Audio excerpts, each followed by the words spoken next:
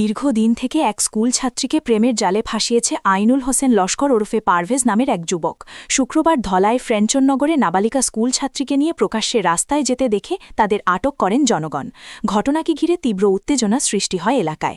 খবর দেওয়া হয় লায়লাপুর পুলিশ পেট্রোল পোস্টে। অবশেষে পুলিশের হাতে সমঝে দেওয়া হয় পারভেজকে। এদিকে স্কুল ছাত্রীর মা ধলাই থানায় একটি লিখিত মামলা দায়ের করেন। মামলায় উল্লেখ করেন কিছুদিন পূর্বে যুবকটি তার মেয়েকে প্রলোভন দেখিয়ে সম্পর্ক সৃষ্টি করে। বিষয়টি জানতে পুলে যুবককে সাবধান করা হলেও সে তার মোবাইলে ফটো ভিডিও রয়েছে বলে ধমক দেয়। তার সাথে সম্পর্ক না রাখলে সেগুলো ভাইরাল করে দেবে বলে হুঁশিয়ারি দেয়। এখানেই শেষ নয়, খুলিছড়ার এক যুবক তাকে বাধা দিলে ইনস্টাগ্রামে ছেলেটির ফটো লাগিয়ে নেক্সট টার্গেট বলে পোস্ট করে ধমক দেয়। নাবালিকা স্কুল ছাত্রীর মা মেয়ের নিরাপত্তা ও ভবিষ্যৎ সুনিশ্চিত করতে প্রশাসনের হস্তক্ষেপ কামনা করেন।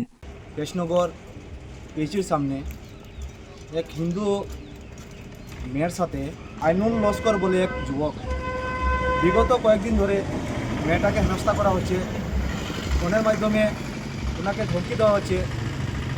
আজকে মেয়েটি স্কুল যাওয়ার পথে মেয়েটিকে হাতে ধরা টানাটানি করেছে, যার নাম হচ্ছে আইনুল হোসেন লস্কর এবং তার আরেকটি নাম আছে পারভেজ বলে।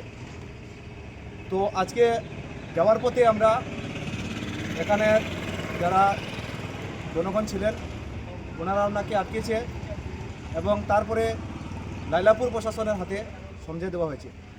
আমরা এটাও দেখতে পারি যে বিগত কয়েকদিন ধরে এই ছেলেটি এই মেয়েটির সাথে অনেক কিছু নাটক করছে, মোবাইল দিয়ে ফোন করছে এবং তার সাথে সাথে ওনার মাকেও ধমকি দেওয়া হচ্ছে।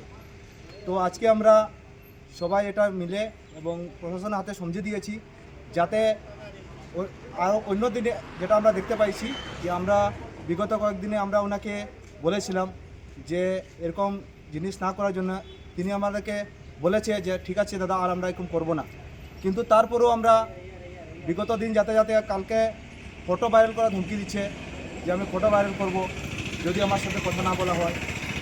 তো আজকে লায়লাপুর প্রশাসনের হাতে ওনাকে সমঝে দেওয়া হয়েছে এবং এর নিকট কেসটি রেজিস্টার হওয়ার দরকার, কারণ এরকম ধরনের কুকীর্তি আমাদের আর সহ্য হচ্ছে না। আমরা বারংবার দেখতে পাচ্ছি যে আমাদের হিন্দু সমাজকে টার্গেট করে আর এরকম করা হচ্ছে।